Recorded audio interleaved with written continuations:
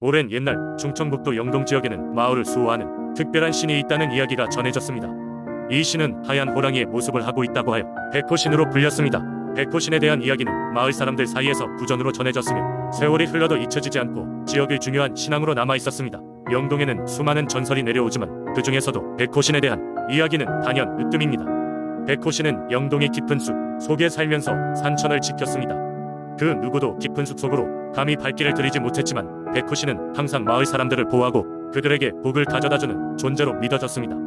한 해는 유난히도 가물어서 마을 전체가 큰 시련을 겪었습니다. 논밭은 말라갔고 시냇물은 거의 다 말라버렸습니다. 사람들은 더 이상 견딜 수 없었습니다. 그들은 하나 둘씩 산속 깊은 곳에 있는 백호신의 성역으로 향하기 시작했습니다. 마을의 어른들은 아이들에게 전해 내려오던 이야기를 들려주었습니다. 백호신이 하얀 털을 빛내며 나타나 세척의 물살을 이룰 강을 만들었다고 말입니다. 사람들은 각자의 작은 희생과 간절한 기도로 백호신에게 도움을 청했습니다. 기도가 드높아지던 어느 날 밤 갑자기 어둠 속에서 반짝이는 하얀 빛이 나타났습니다.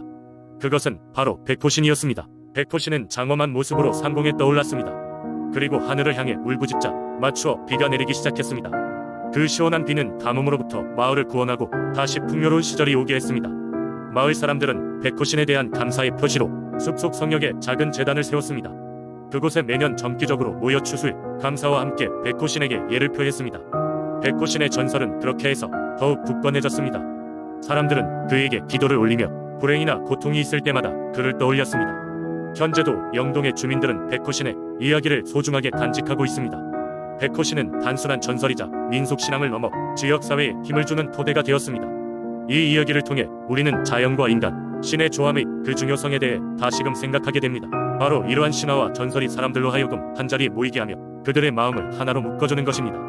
영동의 백호신 이야기는 오늘날에도 사람들에게 꿈과 희망 그리고 자연에 대한 경외심을 불어넣고 있습니다. 두 번째 이야기 경상북도 상주 지역에는 오래된 전설이 하나 전해져 내려오고 있다. 그 전설은 만형봉이라는 산봉우리와 관련이 깊다. 만형봉은 그 높이만큼이나 깊고 오래된 숲을 품고 있다. 이러한 숲속 깊은 곳에는 어떤 이들도 함부로 넘볼 수 없는 신비한 물결이 흐르는데 이곳이 바로 상주 사람들이 오래전부터 믿어온 신령들의 집이라 전해진다. 옛날 옛적 이 땅에는 사랑과 신령이 조화롭게 공존했었다. 그 중에서도 만형봉은 드문드문 신령들이 모여 사는 장소로 이곳에 사는 신령들은 매년 한 번씩 인간들 앞에 나타나 그 해의 운세와 자연의 조화를 전파했다.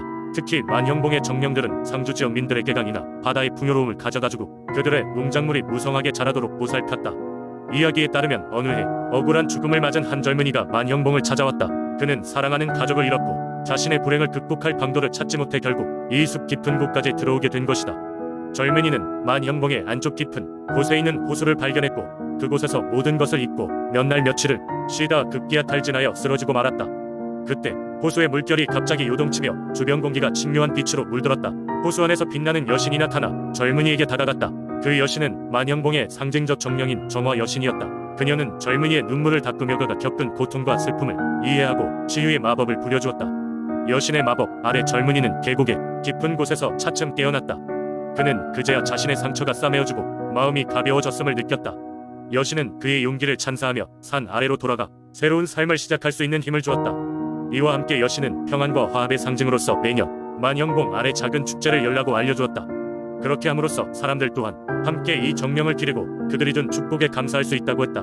그리하여 해마다 이곳 주민들은 만형봉 아래서 조촐한 축제를 벌였고 이 전통은 수백 년 동안 이어져 오고 있다. 사람들은 축제 기간 동안 만형봉의 신령에게 풍요와 평안을 비는 기도를 올리며 대자연의 위대함에 경의를 표하는 시간을 가졌다. 상주 주민들은 역경의 순간마다 만형봉에 오르고 그곳에서 신령의 위안을 얻으며 자신들의 삶을 되새김질하곤 했다.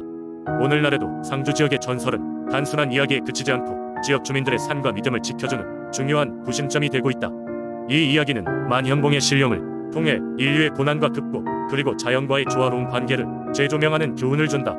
세 번째 이야기 옛날 옛적 한국의 아름다운 전라남도 영암에는 웅장한 산 월출산이 있었다. 이 산은 그 경이로운 아름다움과 우뚝 솟은 존재감 때문에 신성한 장소로 여겨졌으며 많은 전설과 신화가 얽혀 있었다. 그 중에서도 가장 유명한 것은 큰바위 이무기에 관한 이야기였다. 전설에 따르면 월출산 깊숙한 곳에는 커다란 이무기가 살고 있었다. 이 이무기는 산의 영혼이자 수호신으로 1000년 동안 월출산을 지켜왔다고 한다. 거대한 바위 속에 자신의 몸을 숨기고 사람들 눈에 보이지 않게 지켜보며 산을 보호하는 역할을 맡고 있었다. 이무기는 평소에는 모습을 드러내지 않았지만 만약 월출산에 큰 위기가 닥치면 주저 없이 산을 지키기 위해 나타났다고 한다. 영암 사람들이 월출산의 신성함을 존중한 이유는 이무기의 존재 때문이었다. 사람들은 매년 음력 2월이 되면 산신제를 올려 산신에게 감사의 마음을 전했다. 월출산에서 거둔 첫 수확물을 바치며 무병장수를 빌고 풍요를 기원했다. 마을 어르신들은 언제나 아이들에게 이무기의 이야기를 들려주며 자연을 사랑하고 존중하는 마음을 심어주었다. 어느 해 마을에 큰 가뭄이 찾아왔다. 온 땅이 바싹 말라가고 마을 사람들은 걱정에 빠졌다.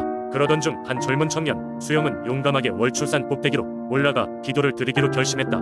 산 정상에 오른 수영은 큰 바위 앞에서 산신이자 이무기에게 도움이 필요한 때임을 간청하며 절실한 마음으로 기도를 올렸다. 그때 갑자기 바람이 거세지면서 바위 틈 사이로 빛이 스며들기 시작했다. 수영은 얼어붙은 듯 그 빛을 바라보았다. 바위가 잠시 흔들리더니 이무기의 모습을 하늘로 비추었다. 이무기는 수영의 진심 어린 마음과 마을 사람들의 간절함을 느끼고는 하늘 높이 날아올라 소름 끼치는 포효를 내질렀다. 이내 하늘이 어두워지더니 비구름이 몰려와 풍성한 비가 내리기 시작했다. 마을은 가뭄에서 벗어났고 사람들은 기뻐하며 서로의 행복을 나누었다. 이 기적의 비는 며칠간 지속되었고 덕분에 오랜 가뭄에서 해방된 사람들이 마을의 축제를 통해 이무기와 월출산의 감사의 뜻을 전했다. 이후로도 월출산을 떠올릴 때마다 사람들은 큰 바위 이무기의 전설을 이야기하며 자연과 그 수호신의 위대함을 전했다. 그리고 그것은 오늘날까지도 많은 이들의 마음속에 살아남아 자연을 사랑하고 조상의 지혜를 존중하게 만드는 중요한 이야기가 되었다. 네 번째 이야기. 옛날 옛적 한국의 한 작은 마을에 새벽의 여우, 여신이라 불리는 신비로운 존재에 대한 이야기가 전해 내려오고 있었다. 이 여신은 새벽에 깃들기 직전 달이 가장 높은 하늘에 떠 있을 때 나타나 마을을 보호해준다고 전해졌다. 그녀는 희고 긴 여우 꼬리를 가진 아름다운 여인의 모습으로 나타나곤 했는데 마을 사람들은 그녀가 나타나는 것을 보기 위해 새벽마다 언덕에 오르곤 했다. 여우 여신은 마을 사람들에게 여러 차례 도움을 준 적이 있다. 한 번은 극심한 가뭄이 마을을 덮쳤을 때였다. 논과 밭이 바싹 말라 있을 즈음 사람들은 여우 여신에게 기도하며 가뭄을 끝내달라고 간청했다. 그날 밤 희미한 달빛 아래 그녀가 나타나 하늘의 계비를 내리도록 부탁한다는 이야기가 전해진다.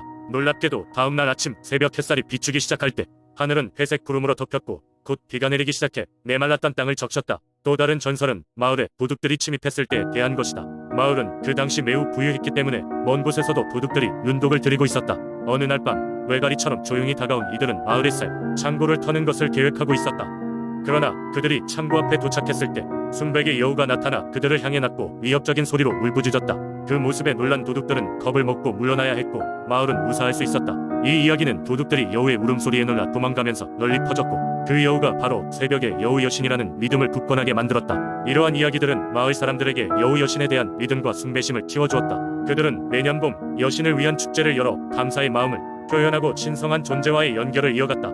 특히 달이 가장 밝은 밤 마을 사람들은 희고 긴 여우 털로 만든 의상을 입고 축제에 참가했으며 여우 신이 그 축제를 통해 다시 한번 마을을 축복해줄 것이라 믿었다. 이러한 이야기들은 현대에도 전해져 내려오고 있으며 많은 이들이 그 전설을 통해 마을의 역사와 문화를 배우고 있다. 여우 여신은 언제나 존재할 거라는 믿음은 여전히 마을 사람들의 마음속에 살아 숨쉬고 있다. 다섯 번째 이야기. 옛날 옛적 금산 근처에는 신비한 힘을 지닌 청룡 바위가 있었다. 이 바위는 막강한 기운을 내뿜어근 쳐 마을 사람들이 어려운 일이 있을 때마다 청룡 바위를 찾아가 기도를 드리면 신령스러운 도움을 얻는다는 이야기가 전해졌다. 마을 사람들은 이 바위를 마치 신과 같이 숭배하며 그 힘을 의지했는데 전설에 따르면 청룡 바위에는 실제로 하늘을 나는 파란 용이 기거하고 있었다고 한다. 전설에 따르면 금산 기슭에 위치한 마을에는 은주라는 소녀가 살고 있었다. 은주는 가족이 없는 고아였지만 항상 밝고 긍정적인 마음으로 마을 사람들에게 사랑받았다. 그녀는 매일 아침 일찍 일어나 청룡 바위로 향하곤 했다.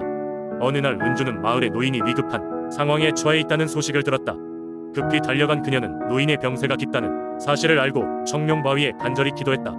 은주의 진심 어린 기도를 받은 청룡은 잠자리에서 깨어나 어둡고 푸르른 하늘로 날아올랐다. 그 순간 엄청난 바람이 마을을 스쳐 지나갔고 노인의 집으로 들어간 청룡의 기운은 따뜻한 기운으로 변해 노인의 몸속으로 스며들었다.